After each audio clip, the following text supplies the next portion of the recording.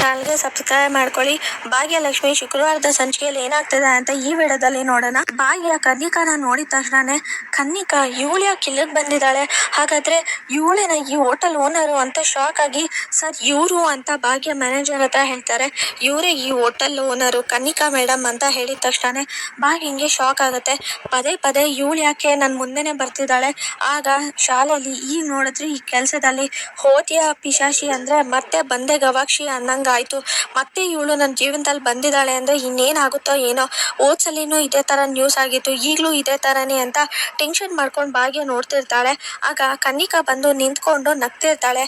ಏನ್ ಭಾಗ್ಯ ನಿನ್ ಪರಿಸ್ಥಿತಿ ಹೀಗಾಗ್ಬಿಡ್ತಲ್ಲ ಅಂತ ನಗ್ತಿರ್ತಾಳೆ. ಏನ್ರಿ ಆಯ್ತು, ಯಾರ್ರಿ ಅಡಿಗೆ ಮಾಡಿದ್ದು ಅಂತ ಇಲ್ಲಿ ಮ್ಯಾನೇಜರ್ ಹತ್ರ ಇಲ್ಲಿ ಕನ್ನಿಕಾ ಬಂದು ಕೇಳಿದಾಗ, ನಿನ್ನೆ ಹೋಟೆಲ್ಗೆ VIP ಅವ್ರು ಬಂದಿದ್ರಲ್ಲ, ಆ ಸರ್ಗೆ ಇವರೇನೆ ಅಡುಗೆ ಮಾಡಿ ಬಡಿಸಿದ್ದು, ಅದರಿಂದನೇ ಅವ್ರಿಗೆ ಈ ಥರ ಆಗಿರೋದು ಅಂತ ಮ್ಯಾನೇಜರ್ ಹೇಳ್ತಾರೆ. ಆಗ ಏನು ಭಾಗ್ಯ ಇಷ್ಟು ದಿನ ಆದ್ಮೇಲೆ ಒಳ್ಳೆ ವಿಷಯದಲ್ಲೇ ಸಿಕ್ಕಿದ್ಯಾ, ಏನು ನಮ್ಮ ಹೋಟೆಲ್ ಹೆಸರನ್ನ ಹಾಗೇನೆ ಅದ್ರ ಪಡ್ಕೊಂಡಿರೋಂಥ ಗೌರವನ ಹಾಳು ಮಾಡಬೇಕು ಅಂತಾನೆ ಈ ಥರ ಎಲ್ಲ ಮಾಡ್ದ.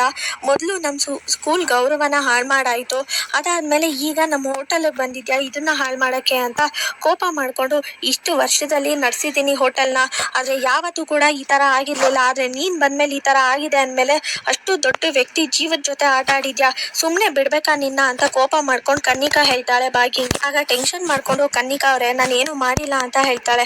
ಕನ್ನಿಕಾ ಅವರೇನಾ, ನೀನು ಆಫ್ಟರ್ ಆಲ್ ಈ ಹೋಟೆಲಲ್ಲಿ ಕೆಲಸ ಮಾಡೋ ಅಂತ ಒಬ್ಬ ಅಡುಗೆ ಮಾಡೋ ಹೆಡ್ ಶೆಫೇ ಆಗಿರ್ಬೋದು, ಆದರೆ ನಾನು ಈ ಹೋಟೆಲ್ ಓನರ್, ಇಷ್ಟು ದೊಡ್ಡ ಸಾಮ್ರಾಜ್ಯನ ಕಟ್ಟಿ ಬೆಳೆಸ್ಕೊಂಡು ಬಂದಿದ್ದೀನಿ. ನಾನು ಈ ಹೋಟೆಲ್ ಓನರ್ ಆಗಿ ನನ್ನನ್ನ ಹೆಸರಿಡ್ದು ಕರೀತಾ ಇದ್ಯಾ, ಮೇಡಮ್ ಅಂತ ಕರಿ ಅಂತ ಕೋಪ ಮಾಡ್ಕೊಂಡು ಕನ್ನಿಕಾ ಹೇಳಿದಾಗ, ಮೇಡಮ್ ನೋಡಿ ನಾನು ಯಾವ ತಪ್ಪು ಮಾಡಿಲ್ಲ, ಇದ್ರಲ್ಲಿ ನಂದೇನು ತಪ್ಪಿಲ್ಲ, ಬೇಕಾದ್ರೆ ಇಲ್ಲಿರೋ ಅಂತವ್ರನ್ನೇ ಕೇಳಿ, ಕೆಲಸ ಮಾಡೋರು ಎಲ್ಲರೂ ಕೂಡ ಅದನ್ನ ಟೇಸ್ಟ್ ಮಾಡಿ ಚೆನ್ನಾಗಿದ್ಯಾ ಅಂತ ನೋಡಿದ್ದಾರೆ. ಅದಾದ್ಮೇಲೆ ನಾನು ಎಲ್ಲ ಟೇಸ್ಟ್ ಮಾಡಿ ಅವ್ರಿಗೆ ಕೊಟ್ಟು ಕಳ್ಸಿದ್ದು.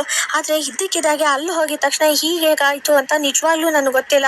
ಇವ್ರಿಗೆಲ್ಲ ಏನೂ ಆಗಿಲ್ಲ, ಆರಾಮಾಗಿದ್ದಾರೆ, ಅವ್ರಿಗೆ ಈ ತರ ಆಗಿದೆ ಅಂದ್ರೆ ಬೇರೆ ಅಲ್ಲೂ ಹೋದ್ಮೇಲೆ ಏನೋ ವ್ಯತ್ಯಾಸ ಆಗಿರ್ಬೇಕು, ಇದ್ರಲ್ಲಿ ನಂದೇನೂ ತಪ್ಪಿಲ್ಲ ಅಂತ ಭಾಗ್ಯ ಹೇಳಿದಾಗ, ನೋಡಿದ್ರ ಇವಳು ತಪ್ಪನ್ನ ಹೇಗೆ ಸಮರ್ಥನೆ ಮಾಡ್ಕೋತಿದ್ದಾಳೆ. ಯಾವಾಗ್ಲೂ ಹೀಗೇನೆ, ಇವಳು ತಪ್ಪನ್ನ ಒಪ್ಕೊಳ್ಳೋದಿಲ್ಲ.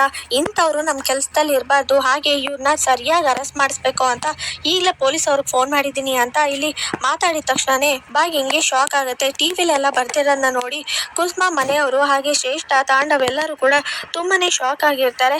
ಇಲ್ಲಿಗೆ ಇಂದಿನ ಸಂಚಿಕೆ ವಿಡಿಯೋ ಮುಕ್ತಾಯವಾಗಿದೆ. ಲೈಕ್ ಮಾಡಿ, ಶೇರ್ ಮಾಡಿ, ಕಮೆಂಟ್ ಮಾಡಿ. ಹಾಗೆ